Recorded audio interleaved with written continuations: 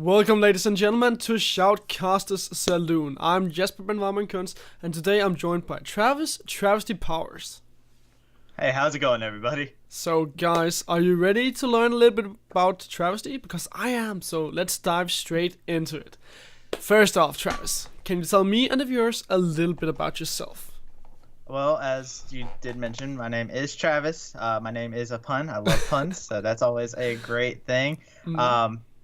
But yeah, I'm definitely just shoutcasting, following the dream, you know what I mean? And just trying to spread the entertainment along, make sure everybody's able to laugh along with me. Okay, well, seems like a good little introduction you just came out with, Travesty. So, which role do you fulfill in a broadcast? I actually am I would consider myself like the Shoutcaster of that you can think of. I do play-by-play and color, so whatever is needed, and whatever I synergize better with a partner, I usually flip between the two. So, do you have something you prefer? Do I have one that I prefer? Yeah. I don't really think I do, honestly, because I love doing both of them so much. I love doing color because I love being able to break down things and be super analytical about things. And in play-by-play, I just get to bring the hype. So I don't know, man. They each have their things that I just love about them. I probably do color more just because I'm more interested. I study the game so much that I get to break down knowledge and kind of show my stuff there. So. Okay, well, fair point, man. Fair point. So you're a hybrid caster, so to say. I guess that's safe to conclude. So, which games do you then cast? Is it only League of Legends or? So I've been doing League of Legends predominantly, and then in my spare time, I do spread out to other things. Recently, I actually did some analytical stuff for Pokemon League. I actually have been dabbling with that. So, yeah, I dabble into whatever I can see, to be honest with you. But League of Legends has my heart, so I kind of stick with that. How does Pokemon League casting work? So it's really interesting because you actually have really in-depth knowledge of different spreads that you can run, what kind of investment, what kind of move sets equal what stat coverage they're going to see. Like, if you see somebody running a Stealth Rock's Milk Tank, for instance, it automatically triggers in my mind, oh, this is probably going to be a defensive stall set. And then you look at somebody who's running Curse on a Milk Tank, you're like, okay, this is I'm going to get turn into a little beefcake and just hit that rollout on people. That sounds really complex. Really complex. Well, fair enough. Study. Yeah, I could imagine. But that's the life of a colorcaster. So yes. Yeah. Well, what's then your favorite things about the games you cast? I mean, Pokemon and League of Legends. It's a weird combination, right? Yeah. A little bit. My favorite things about Pokemon, to start off, since that's the one I cast the least amount, is just it's something that I've always has that nostalgia value. I've played Pokemon ever since it first came over to America. So I've been playing it on the OG Game Boy ever since, and it just always has stuck with me. And I mean, even for a long period of time, I focused on doing like Pokemon Let's Plays and stuff along the lines because I thought it was just so much fun. And in League of Legends, I don't know. I love the fact that the game's always changing. So I'm never forced to stick to talking about one thing. One week, LeBlanc may be busted. The next week, they gutter, and then I don't have to talk about her anymore. And all of a sudden, all the mid lane options are left open, so I have to talk about Ari and stuff like that. So in terms of League of Legends, you really like when the game changes, so that the game isn't just a stall game, so to say? Yeah, I don't want it to ever get stale. I always find the most interesting thing about casting is the teams that constantly evolve alongside with the meta. And it's actually an interesting thing because you actually see, even in the professional leagues, League of Legends, some teams rise and fall depending on the patch. So, like, right now, as the current patch is, CLG, who's usually a top team, CLG's hasn't been performing all that great, and you could actually look at the patch and say, this patch actually doesn't really favor the people that are underperforming at the point. Yeah. Okay, well, that's definitely something interesting about League of Legends. For some people, obviously, depends on what you really like. And then I must ask you, what's your favorite thing about being a commentator? Just honestly getting to share my thoughts with the viewers and trying to bring the entertainment to them. That whole purpose I do what I do is not just because I enjoy it, but I also really enjoy kind of spreading the happiness. You know what I mean? It makes me feel really good when I actually every now and then after a cast or something like that, I'll have somebody hit me up on League, or somebody will hit me up on Twitch and they'll say, "Hey man, that was a great cast. I really enjoy watching you cast," or something like that. Or they say they really enjoy talking to me and stuff like that. And I also get to meet so many new people also through this way. So it's always continuously an interesting thing for me. And the fact that I can make so many people happy just it makes the whole entire thing worthwhile. So you really like interacting with your fans, so to say, and really being out there, being social. Yes, absolutely. In that sense, do you also like to be a storyteller for people, because you really like being active in terms of socializing with others, like telling a story to them? Like just telling stories and whatnot. Yeah, it's something I've always been very interested in. I like to kind of weave the stories that a game creates. I love looking at how a league presents itself. So like right now with Compete League, it's getting closer towards the playoffs period. So there's so many storylines. You've got the Premier League teams that will that dropped, and Open League teams come. So you get a storyline there. You get these all these Premier League teams that are vying for the playoff spots. You got the people that are still trying to get that first round bye. There's so many storylines, and I like to weave those and make those as interesting as possible. Yeah, well, fair point, man. Fair point. And then, where do you go when you need to find some inspiration? Do you go fishing, or look up some books or something like that? I actually do none of those. So I actually do a thing that some people. Some people might actually find this a little weird. Yeah. So for me, myself, I was born with a speech impediment. So I actually have problems speaking very fluently, and it's something that I've always had to constantly battle. So the only way I've ever found to really go about this is to constantly confront the mistakes that I make with my speech pattern and try and fix those myself. So one thing I actually end up doing to find my inspiration is I'll actually turn on an LCS podcast, or I mean not podcast, but one of the VODs or something like that on my way home from work. I have about an hour drive home from work and an hour drive to work. So whenever I'm driving, I just turn on a VOD, and then I'll usually, after I listen to a couple LCS VODs, I'll listen to a VOD of me casting and kind of see where I can improve from there and figure out if there's different things that I like to, I would go from there. So for that point, I usually tend to look at certain casters. I go between EU and NA for the most part. Every now and then I'll go over to LCK if it's like an LS cast or something like that.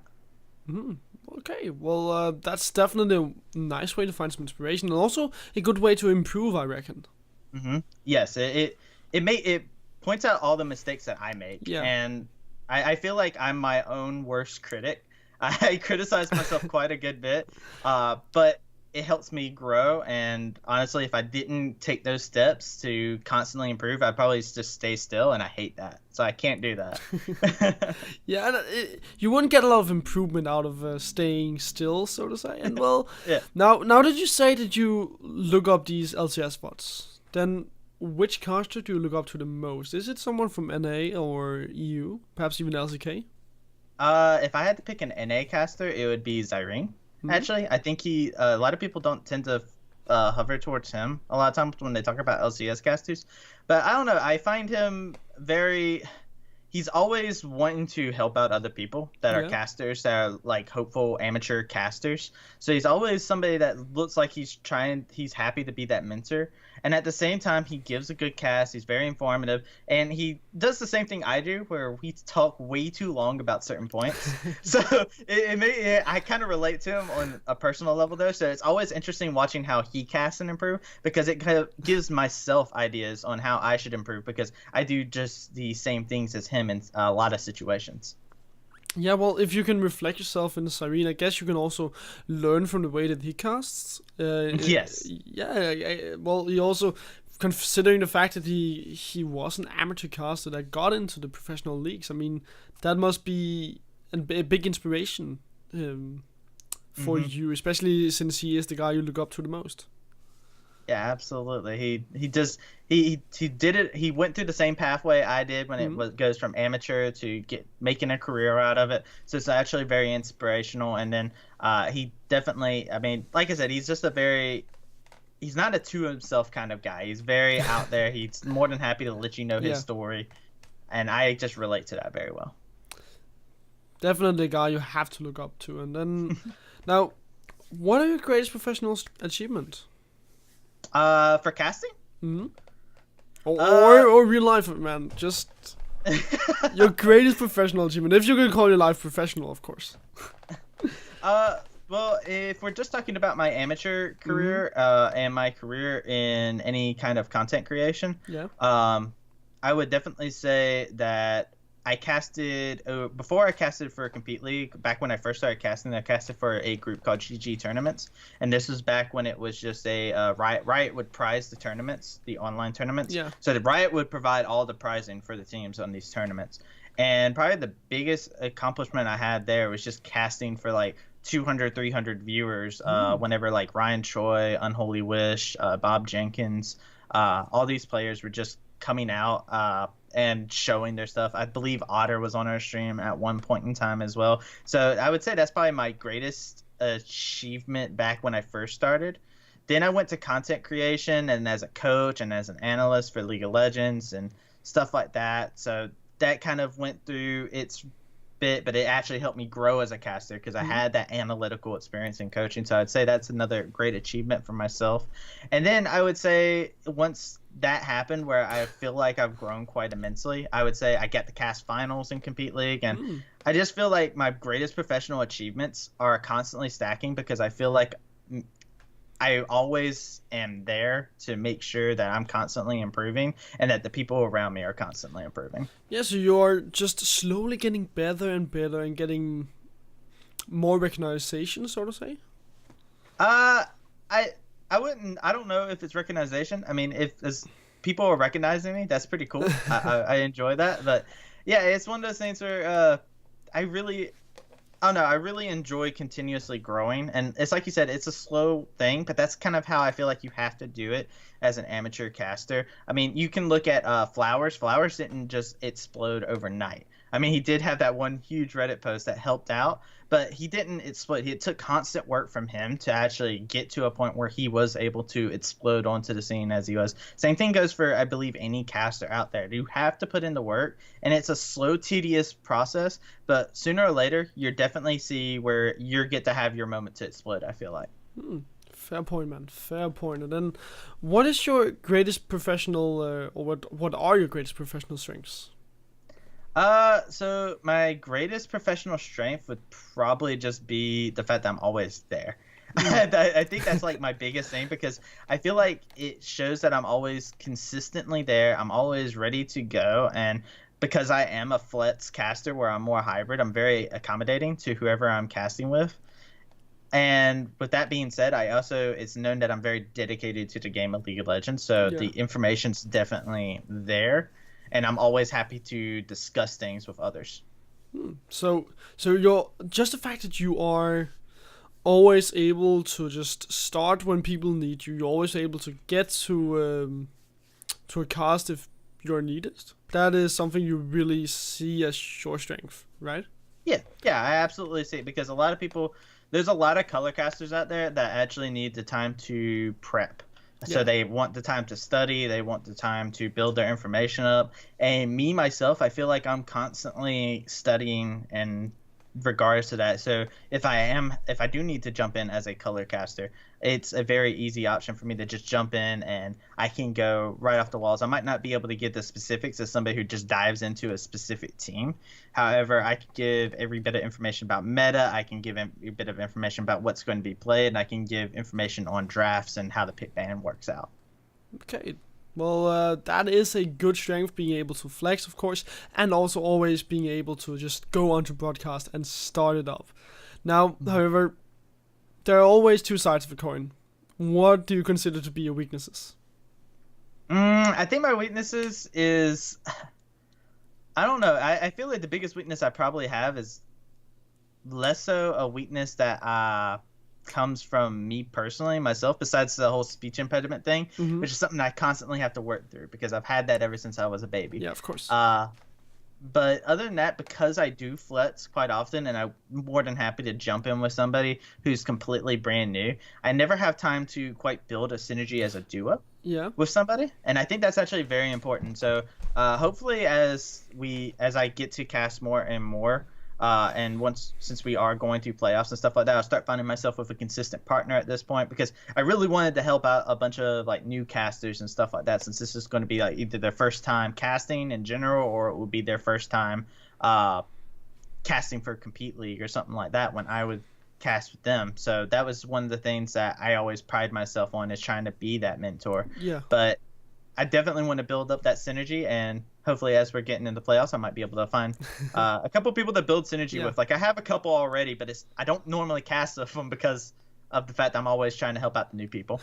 Well, I can imagine that with you being a hybrid caster as well, that it is quite smart for you to find someone you can build that synergy with, because it would allow you guys to be a hybrid pair of casters.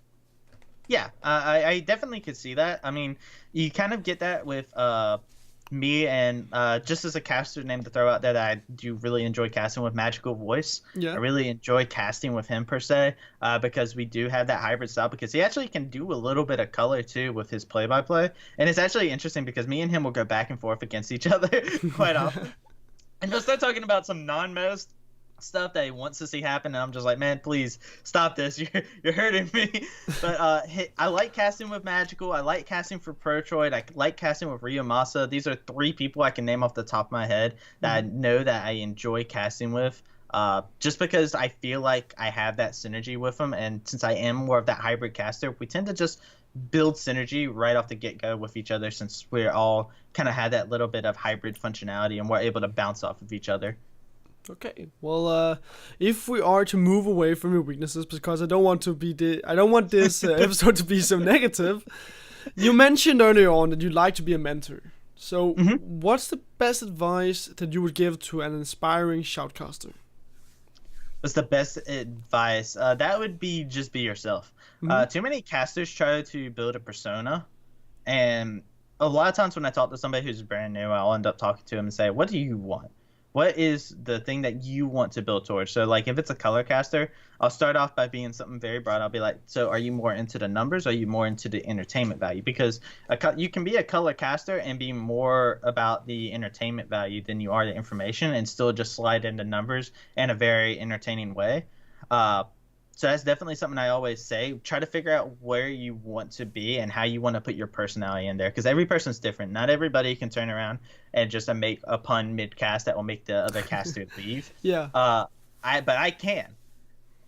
But at the same point in time, I might not be able to be like, oh, well, this person was able to do this ability, auto, can't, animation cancel, and all this other information on that one. So that's why I absolutely, I just find it one of those things where be yourself is the best advice you can ever have, because people are not going to turn around and just be like, wow, man, the information that this guy gave me was phenomenal. They're going to be like, wow, dude, this caster really stuck with me, because this caster seemed like he was just himself and he was just an all right dude. Yeah. Okay, so, well, is that also the best advice that you have ever been given when you started? Or perhaps just during your career, of course? Best advice I've ever been given actually is don't be nervous. My first couple of casts, back when I used to go under my old name from back when I used to play competitive, there was a lot of times where I would just be very nervous about putting out. I was nervous about being judged, and that's one of those things where I always say, it's a piece of advice I was given: say what I think. And if I'm wrong, so be it, but at least I'm confident in what I'm speaking about. And I think that's much more valuable sometimes, as long as I'm not constantly spewing out the wrong information, of course. But it's one of those things where it allows me to speak a lot more openly, and I'm allowed to be myself a lot more if I'm not nervous. Yeah, because you don't get to sweat, your throat doesn't clam together, like, is that kind of stuff, right? Yes, absolutely. And especially considering you have a speech problem, I guess being nervous is doesn't really help that. And no, not at all. Yeah, I can imagine. So, not being nervous, would that also be the best tip you would give to an established commentator? Never, for somebody who's established, I would say just never forget where you came from, I guess is the best way to put it. You're never too big to talk to people, I feel like is the biggest thing. And I think once you establish yourself, you want to build your brand. I feel like is the biggest thing that I would want to do if I ever were to make myself into somebody who's established himself as a professional caster. And for that, I feel like not forgetting where I came from. Like no matter what would happen, I would always remember GG tournaments where I first made my start. I'll always remember when I worked in esports as an analyst, when I worked as a coach for 2 different teams, when I worked for a challenger team to try and get them going into trying to make something out of themselves, even though we constantly had roster issues. But I'll always want to remember those. And then, of course, Compete League, where I've grown probably the most. Yeah. And I've had the most rewarding experience with the people. So I'm never, even if I were to turn around and they were say, Riot were to contact me and be like, hey, man, we want to fly you out. Come on. We need you for finals in Toronto or wherever they're having finals at this year. And go ahead and just give us a cast. It's going to be your first cast. I still would turn around and just be like, wow, none of this would have been possible if it wasn't for Compete League, for the people that pushed me, and for all the different people I met through the esports lifestyle. So you would really like it for established guys to dwell a little bit on how they got to the point where they are right now, just on their background, so to say? Yeah, and I mean, it also keeps you humble. So it also makes sure that you're always still constantly looking to improve. So even if you're established, you haven't hit your peak yet. Yeah. And I feel like you should always be constantly chasing after what the peak is, and then just trying to plateau that peak as much as you possibly can. Yeah. So early on, you mentioned that you really want to get someone to build synergy with. What other qualities do you look for in a co-caster? Somebody I can bounce off of. So somebody who I can actually sit there and joke back and forth with is actually a big thing for me, because I do like to have that more style where people feel like they can sit back, they can relax, and it feels like they're watching a game with their bros. So it's one of those things where somebody who I can joke with is something I always look for, and somebody who I'm able to bounce back and forth with. So whether it be information, whether it be numbers or something like that, somebody who I can have a conversation with, pause, and they know exactly, hey, this is where I pick up and go from there. So just the somebody who works really well with me in terms of making sure that we're able to put out the most entertaining cast possible, I think is probably the biggest thing I would ever look for. But that's a bit about synergy too. That's a little bit about synergy too. Yeah. But well, if I really want to see, are there other qualities besides synergy? Of course, do you want someone who's say a smoking hot blonde, or someone who's really good at making fairy tales or something? I don't know. Like, what do you prefer?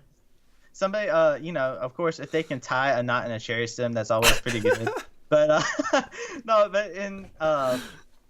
if they were to be somebody who's just enjoyable to be around off of cast, I think that's probably one of the biggest things, because at the end of the day, I look at every single caster as a friend, and I want to also keep that as a friendship/working relationship where we're constantly able to bounce off of each other. So I would love to have somebody who's constantly asking for information that we're able to feed information back and forth of off cast. Somebody who's timely. Is another thing. I really enjoy people that are always, they say they're going to be there and they're there at that time. And sometimes in the line of esports, and this is just from my experience for the years I have casted, it's something that happens way too often where somebody will say, oh, I'll be here at 1, and they don't show up until like 1:15 or something like that. And it just kind of puts everything behind, or you don't get to talk as much before you cast. So like if that person shows up at, we said 1, the cast starts at 1:30 and they show up 15 minutes before, we have to get cams ready, we have to get the mics ready, we have to go about that process. And so it's somebody who's in a timely manner. And I mean, if they happen to be, a hot blonde as well, if they want to be a hot blonde, man, I mean, they can go for it. That's always a plus for me. I need somebody else to match all of this this on the camera. Oh, I thought you were going to say someone who just drags up the quality in terms of beauty on the broadcast. We gotta ascend the cast to a very beautiful state. So not only does it have to be beautiful for their ears to listen to, they have to look up at the screen and their heart has to flutter, man. I'm making some guys sit there and say, you know what, maybe I do swing both ways when they look at us. So that's that. Okay. Okay, that was unexpected. And that's something else I pride myself on. I never want somebody to predict what I'm going to do. So. Okay, next question. Where do you see yourself in 5 years? 5 years? Yeah. I would like to see myself in a situation where I'm entertaining people. Yeah. So whether that be I would like for that to actually be as a full-time caster, because I think that's what I do the best. Yeah. In 5 years' time, what I would love to do is be to make a career as a professional caster and also be able to stream in my spare time just to kind of keep it going, because I do that as is, where on my spare time I try to stream and just talk with my viewers and just try to have a good time. So being a professional shoutcaster, is that also your dream job? I would definitely say so, yes. It would, because in my eyes, I've always wanted to be an entertainer. I've always wanted to be somebody who made sure to entertain a multitude of people, because I feel like there's so many issues out there in the world, and it's such a cool thing that I can jump onto a microphone and I can speak for 2 games straight of League of Legends, and there are people that are just like, wow, that was enjoyable, or wow, that definitely helped me out, or something like that. If I can get one person to have a good day through my cast, I'm doing exactly what I would want to do. So yeah, I would definitely say it's a dream job. Okay, well, I mean, a lot of guys dream about being a shoutcaster, but with hard work, as you mentioned, it'll succeed, hopefully at least. So now, you also mentioned earlier on, of course, or I mentioned as well, that you have a speech impediment. Mm-hmm. How do you deal with pressure or stressful situations in a broadcast? So yeah, that's always something that's actually very interesting. Whenever somebody finds out I actually have a speech impediment, they're always just like, man, I can't. Some people actually tell me, wow, I never knew that you had a speech impediment. That makes me feel the best in the world, because I'm just like, oh, thank you, finally. But there are times where I trip over words, or there's times where I'll actually get stuck on a word, and probably the best thing I can do is just bounce off of it with my humor and whatnot. I feel like I've gotten to the point where it's like, I don't get nervous. I don't have anxiety when that happens. I just roll with it, and I'm just like, wow, that happened. I might as well just make it into a joke while I can, and just kind of go from that point on and just build off of that. Okay, well, I mean, if you have your humor, then it's good for you to build that way, to at least relieve some of the pressure that are in a broadcast. Yeah, I mean, if I'm ever in a situation where I'm kind of nervous, I guess is the best way, I'll try to crack a joke, because honestly, that relieves me, and it tends to relieve the tension for me. So is that also your charisma, like being able to crack jokes, being able to be that humorful guy in a broadcast? Is that like your personality? Yeah, that's absolutely my personality, just coming through into a cast. I do find myself to be quite the funny guy. I tend to make quite a few jokes. I've seen that. or at least felt it. So yeah, it's just I want to it kind of goes back to what I was saying earlier, where I say personality is something that you should always let shine through your cast, and I think that's exactly what happens when I cast. People get to know who Travis, the greatest travesty out there, truly is. Okay, well, now moving on to 2 questions, which I am really looking forward to seeing you answer. Which series of League of Legends is the best you have ever seen, and why? So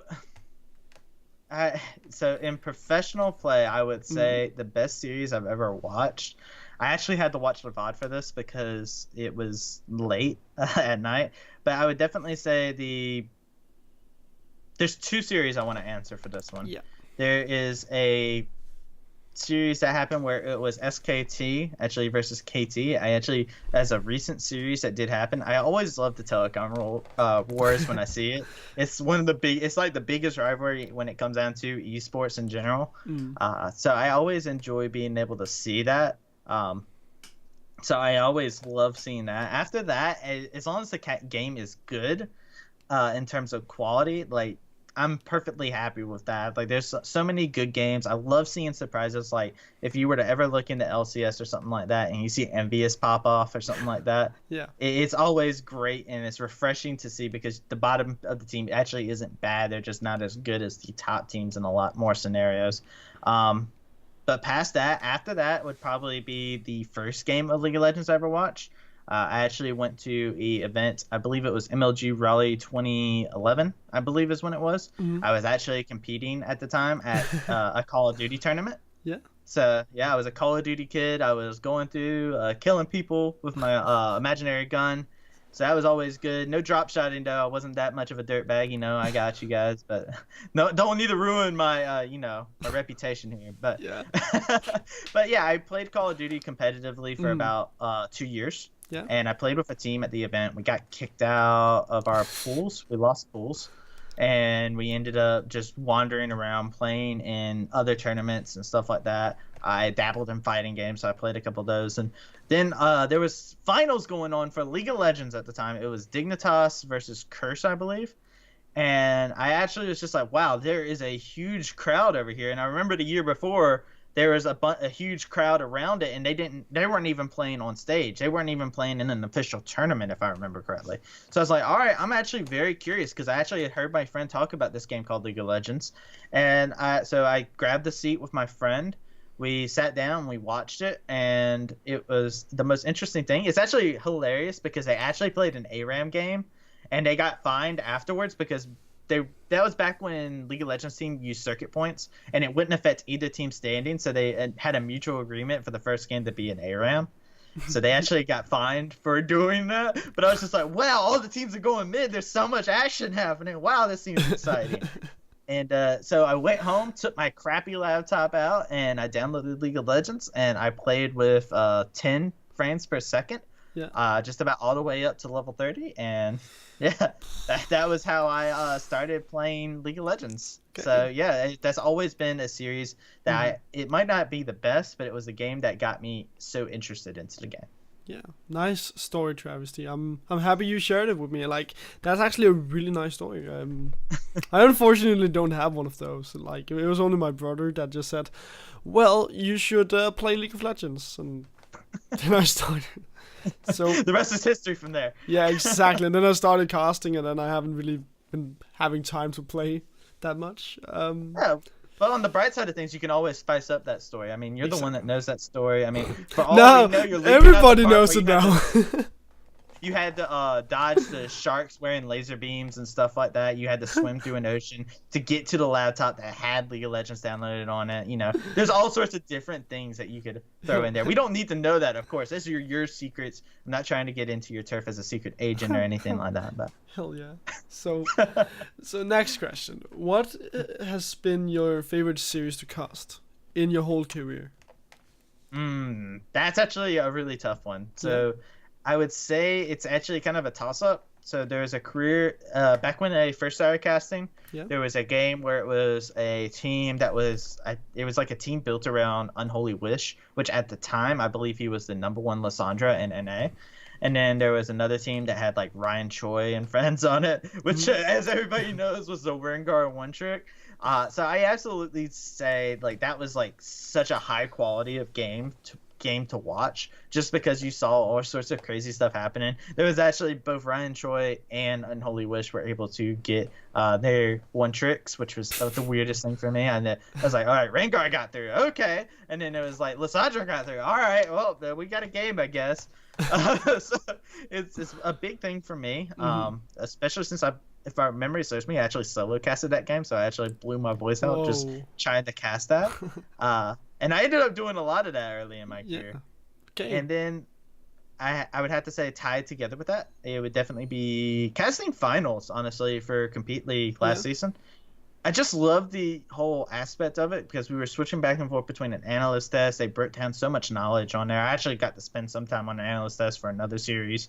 And it was just a whole lot of fun to cast. I mean, the series went on till like 4 a.m., I believe, because it went to a full best of 5. But it was just so insane because even as I hit that last game, I actually still had the energy to cast. Like in between the games, I was dead. I just put my head down before we were ready to cast, and as soon as the cast started, I was right back into it. And it just, I guess it was the adrenaline running through me. So I definitely had to say that was a favorite of mine to cast, just because it was just so insane.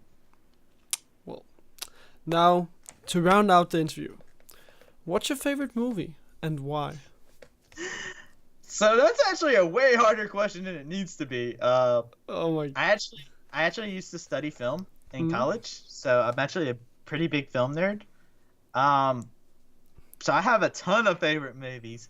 If I had to go for a series, I would definitely say I'm a Star Wars nerd. So any of the Star Wars movies, I end up conditionally loving. Yeah. But if I had to just go for a single movie, I'd probably go for something along the lines of like Inception or Captain America: Civil War. I mean, my taste in movies vary.